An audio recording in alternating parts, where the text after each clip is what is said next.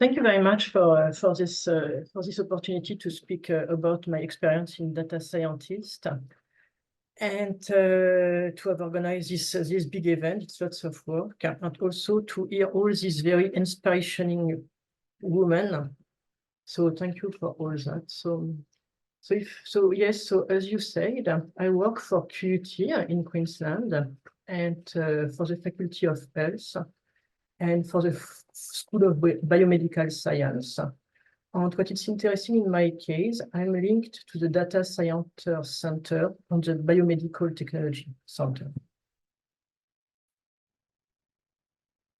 And what drives me to be a data scientist, same than lots of people, I expected to be marine biologist, but it has driven that all my life from my first very, very early life. And it was a good driver because I was diving instructor, so there is a little bit of math experience and boating experience, and all these two areas are very was at this period very main focus.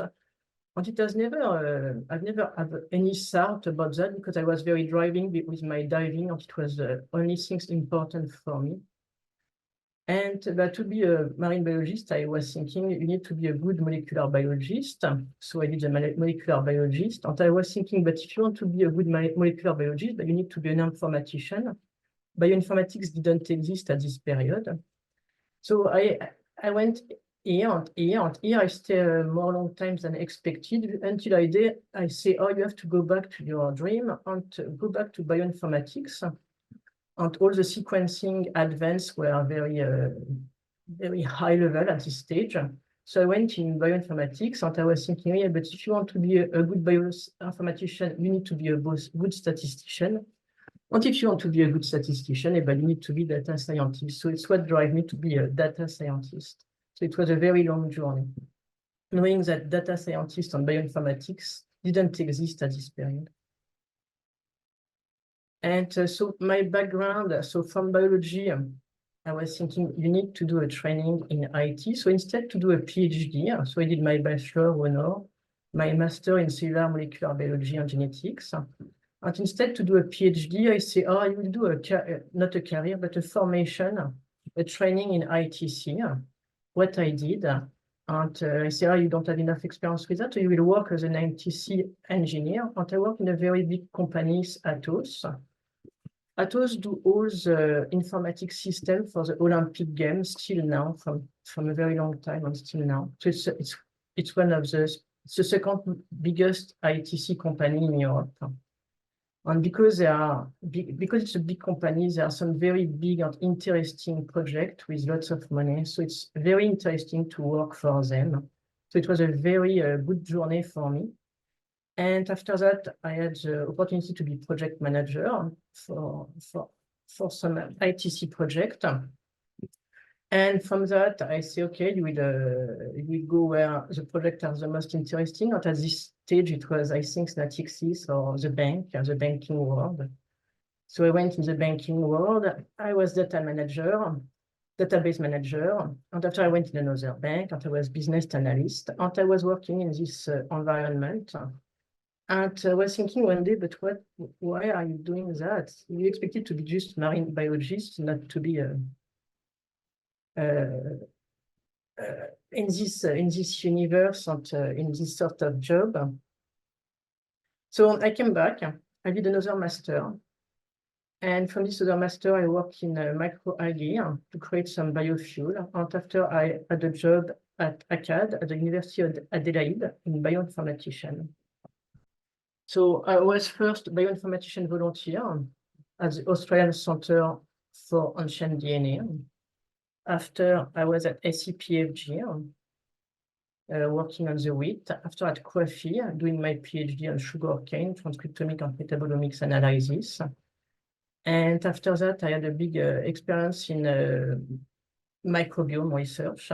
And at the end, now, I'm a data scientist for a mind and body research project.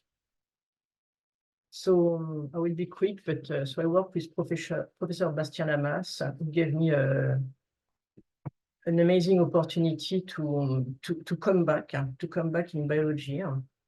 And I work on an amazing project in epigenetic project on permafrost megafauna evolution and extinction. After that, I work for QUT Bowman. Same, she was very inspirational.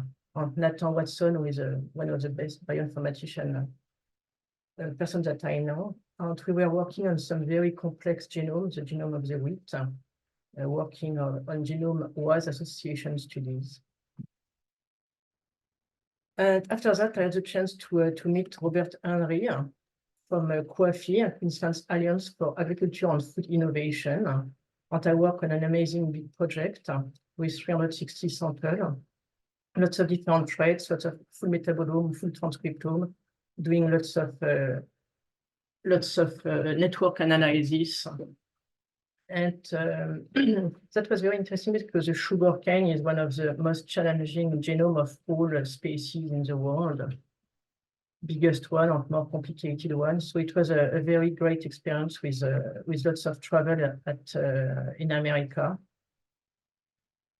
And after that, I work for the Center for Microbiome Research, working again from some permafrost data, and again from and some lots of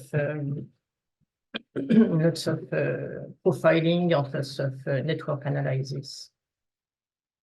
And now today I'm working for Professor Kerry Mangerson and Tony Parker, and I'm on a very big project involving more than 20 professors specialized in health habit, in sleep deprivation, very world expert in psychosocial, in muscle, in heat, in gut microbiome, in saliva, in metabolome, in proteome. So I'm really the data scientist. What is very amazing in this project is I'm in the middle of all these people trying to find some sense. So for all this data to be able to generate a patch measuring the stress of the soldier. So involving again lots of profiling, lots of network analysis, and of course lots of machine learning and deep learning methodology. And so I'm very short, but what I think that should be done for the equity, it's very some inspirational events, same than this one. I found that amazing to be able to share the knowledge of all these women. It's very, very inspirational. What I miss a lot in my career, personally, it's the networking. I didn't put enough effort in that.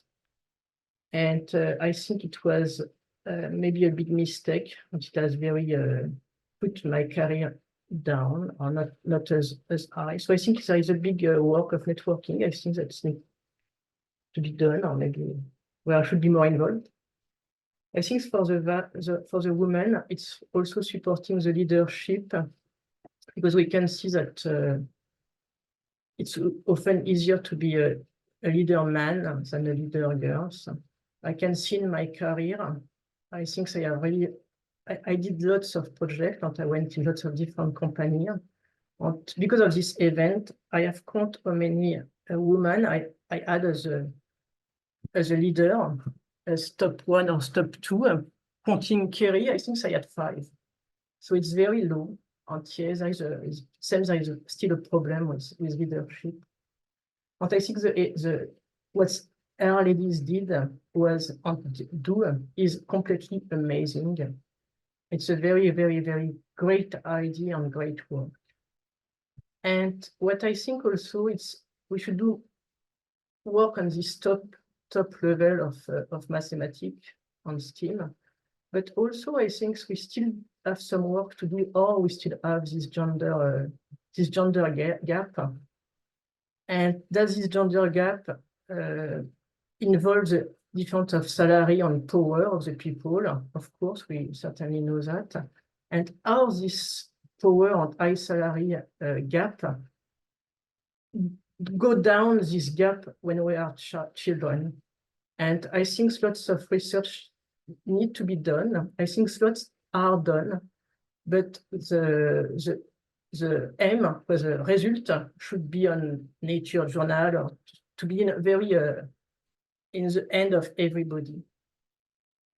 So that's all for me. I do lots of boating, and I can see on the boat ramp, so it's in Queensland, there is no girls, there is no woman. The men still take just their boys with them, but never their daughters. So I think there are still lots of work on the base and on the high level.